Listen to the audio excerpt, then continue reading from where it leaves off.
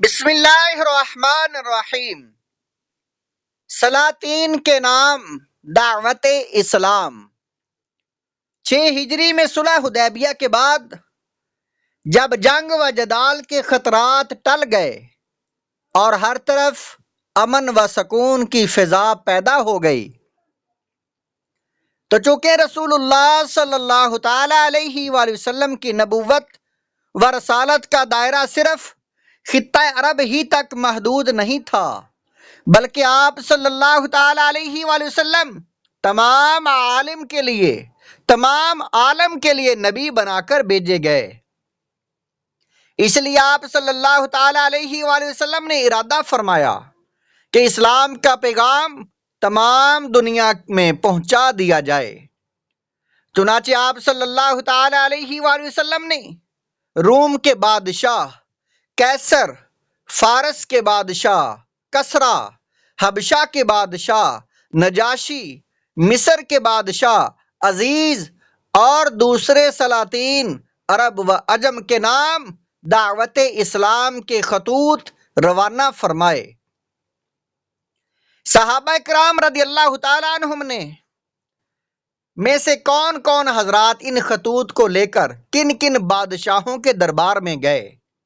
ان کی فہرست کافی طویل ہے، مگر ایک ہی دن 6 خطوط لکھوا کر اور اپنی مہر لگا کر جن 6 قاصدوں کو جہاں جہاں آپ صلی اللہ تعالی علیہ وآلہ وسلم نے روانہ فرمایا وہ یہ ہیں: حضرت دحیہ کلبی رضی اللہ تعالیٰ عنہ ہرقل قیصر روم کے دربار میں گئے۔ دوسرے صحابی حضرت عبداللہ بن حذیفہ رضی اللہ تعالی عنہ خسرو پرویز شاہ ایران کے پاس گئے۔ حضرت حاتب رضی اللہ تعالی عنہ مقسوس عزیز مصر کے پاس گئے۔ حضرت عمرو بن امیہ رضی اللہ تعالی عنہ نجاشی بادشاہ حبشہ کے پاس گئے۔ حضرت سلیط بن عمرو رضی اللہ تعالی عنہ حوزہ بادشاہ یمامہ کے پاس گئے۔ حضرت شجاع بن وہب رضی اللہ تعالیٰ عنہ حارس غسانی والی غسان بادشاہ کے پاس حضور علیہ السلام کا خط لے کر گئے۔ نامہ مبارک اور قیصر۔ حضرت دحیہ کلبی رضی اللہ تعالیٰ عنہ حضور علیہ السلام کا مقدس خط لے کر بصرہ تشریف لے گئے اور وہاں قیصر روم کے گورنر شام حارس غسانی کو دیا۔ اس نے اس نامہ مبارک کو بیت المقدس بھیج دیا، کیونکہ قیصر روم ہرقل ان دنوں بیت المقدس کے دورہ پر آیا ہوا تھا۔ قیصر کو جب یہ مبارک خط ملا تو اس نے حکم دیا کہ قریش کا کوئی آدمی ملے تو اس کو ہمارے دربار میں حاضر کرو۔ قیصر کے حکام نے تلاش کیا تو اتفاق سے ابو سفیان اور عرب کے کچھ دوسرے تاجر مل گئے۔ یہ سب لوگ قیصر کے دربار میں لائے گئے۔ قیصر نے بڑے تم تراک کے ساتھ دربار منعقد کیا اور تاج شاہی پہن کر تخت پر بیٹھا، اور تخت کے گرد اراکین سلطنت بطارکہ اور احبار و رہبان وغیرہ صف باندھ کر کھڑے ہو گئے۔ اسی حالت میں عرب کے تاجروں کا گروہ دربار میں حاضر کیا گیا اور شاہی محل کے تمام دروازے بند کر دیے گئے۔ پھر قیصر نے ترجمان کو بلایا اور اس کے ذریعے گفتگو شروع کی۔ سب سے پہلے قیصر نے یہ سوال کیا کہ عرب میں جس شخص نے نبوت کا دعویٰ کیا ہے، تم میں سے ان کا سب سے قریبی رشتہ دار کون ہے؟ ابو سفیان نے کہا میں قیصر۔ ابو سفیان نے کہا میں ہوں۔ قیصر نے ان کو سب سے آگے کیا اور دوسرے عربوں کو ان کے پیچھے کھڑا کیا اور کہا کہ دیکھو، اگر ابو سفیان کوئی غلط بات کہے تو تم لوگ اس کا جھوٹ ظاہر کر دینا۔ پھر قیصر اور ابو سفیان میں جو مکالمہ ہوا وہ یہ ہے: قیصر: مدی نبوت کا خاندان کیسا ہے؟ ابو سفیان: ان کا خاندان شریف ہے۔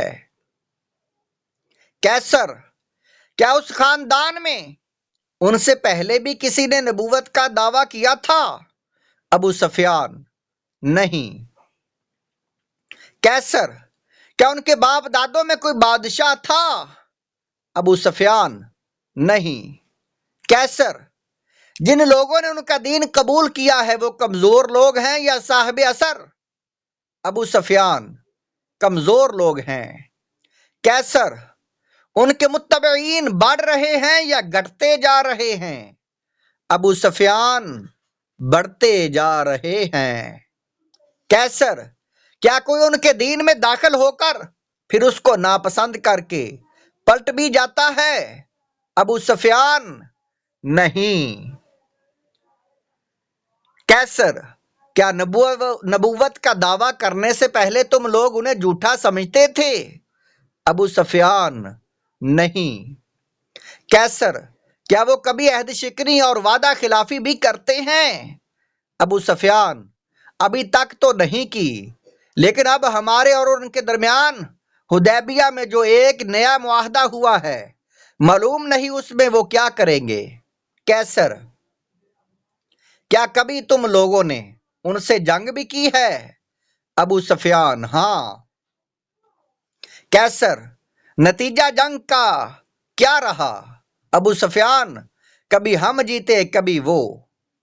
کیسر: وہ تمہیں کن باتوں کا حکم دیتے ہیں؟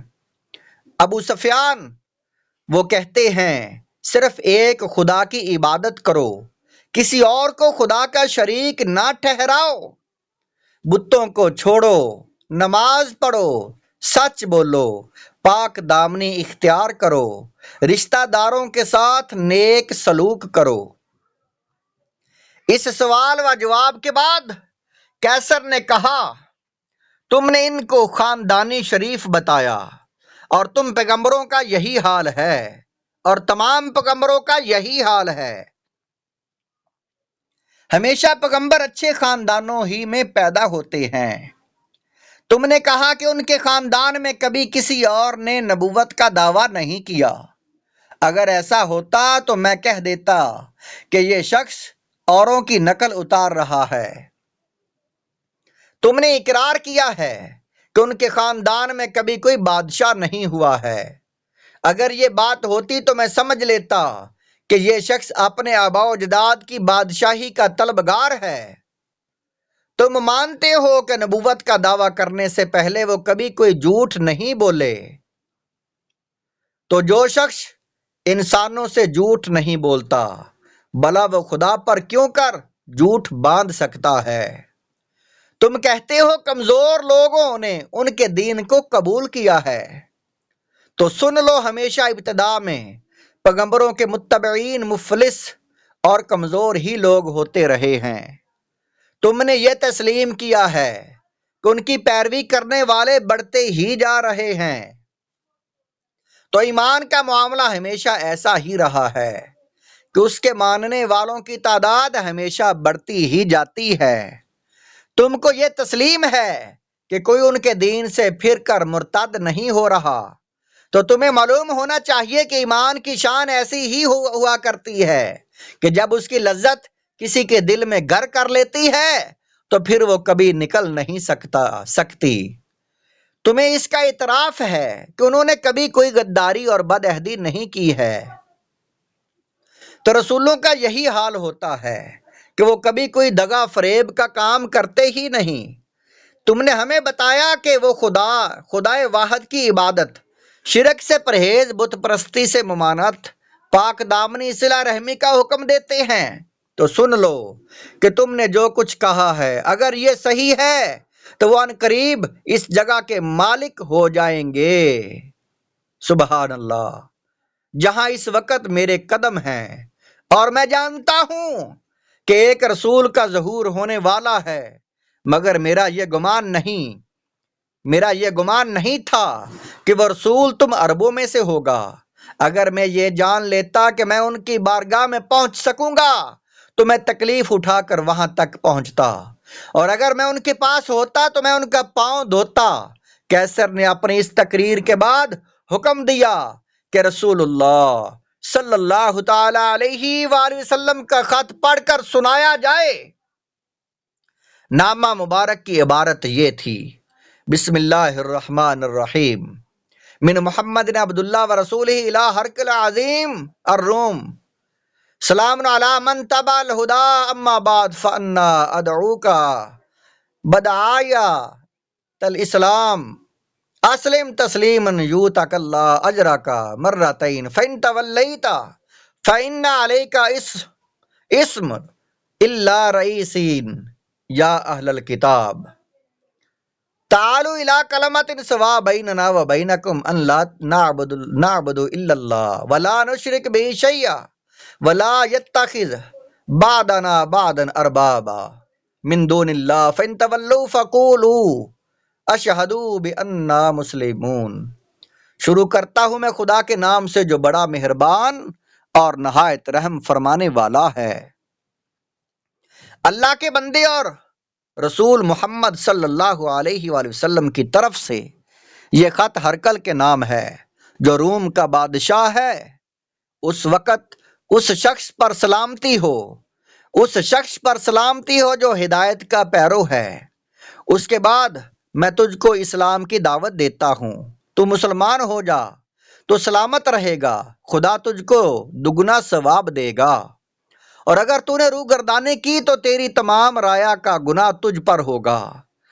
اے اہل کتاب، ایک ایسی بات کی طرف آؤ جو ہمارے اور تمہارے درمیان یکساں ہے، سبحان اللہ، اور وہ یہ ہے کہ ہم خدا کے سوا کسی کی عبادت نہ کریں، اور ہم میں سے بعض لوگ دوسرے بعض لوگوں کو خدا نہ بنائیں، اور اگر تم نہیں مانتے تو گواہ ہو جاؤ کہ ہم مسلمان ہیں۔ کیسر نے ابو سفیان سے جو گفتگو کی اس سے اس کے درباری پہلے ہی انتہائی برہم اور بیزار ہو چکے تھے۔ اب یہ خط سنا۔ پھر جب کیسر نے ان لوگوں سے یہ کہا کہ اے جماعت روم، اگر تم اپنی فلاح اور اپنی بادشاہی کی بقا چاہتے ہو تو اس نبی کی بیعت کر لو، تو درباریوں میں سے اس قدر ناراضگی اور بیزاری پھیل گئی کہ وہ لوگ جنگلی گدھوں کی طرح بدک بدک کر دربار سے دروازوں کی طرف بھاگنے لگے، مگر چونکہ تمام دروازے بند تھے اس لیے وہ لوگ باہر نہ نکل سکے۔ جب کیسر نے اپنے درباریوں کی نفرت کا یہ منظر دیکھا تو وہ ان لوگوں کے ایمان لانے سے مایوس ہو گیا، اور اس نے کہا ان درباریوں کو بلاؤ۔ جب سب آ گئے تو کیسر نے کہا ابھی میں تمہارے سامنے جو کچھ کہا اس سے میرا مقصد تمہارے دین کی پختگی کا امتحان لینا تھا، تو میں نے دیکھ لیا تم لوگ اپنے دین میں بہت پکے ہو۔ یہ سن کر تمام درباری کیسر کے سامنے سجدہ میں گر پڑے، اور ابو سفیان وغیرہ دربار سے نکال دیے گئے، اور دربار برخاست ہو گیا۔ چلتے وقت ابو سفیان نے اپنے ساتھیوں سے کہا اب یقیناً ابو کبشہ کے بیٹے محمد صلی اللہ تعالی علیہ وآلہ وسلم کا معاملہ بہت بڑھ گیا، دیکھ لو رومیوں کا بادشاہ ان سے ڈر رہا ہے۔ بخاری شریف باب کیف کان بدء الوحی، جلد نمبر 1 صفحہ نمبر 4 تا 5، اور مسلم شریف جلد نمبر 2 صفحہ نمبر 97 تا 99، مدارج النبوت جلد نمبر 2 صفحہ نمبر 221۔ کیسر چونکہ تورات و انجیل کا ماہر اور علم نجوم سے واقف تھا، اس لیے وہ نبی آخر زماں کے ظہور سے باخبر تھا، اور ابو سفیان کی زبان سے حالات سن کر اس کے دل میں ہدایت کا چراغ روشن ہو گیا تھا، مگر سلطنت کی ہرس و ہوس کی آندھیوں نے اس چراغ ہدایت کو بجھا دیا اور وہ اسلام کی دولت سے محروم رہ گیا۔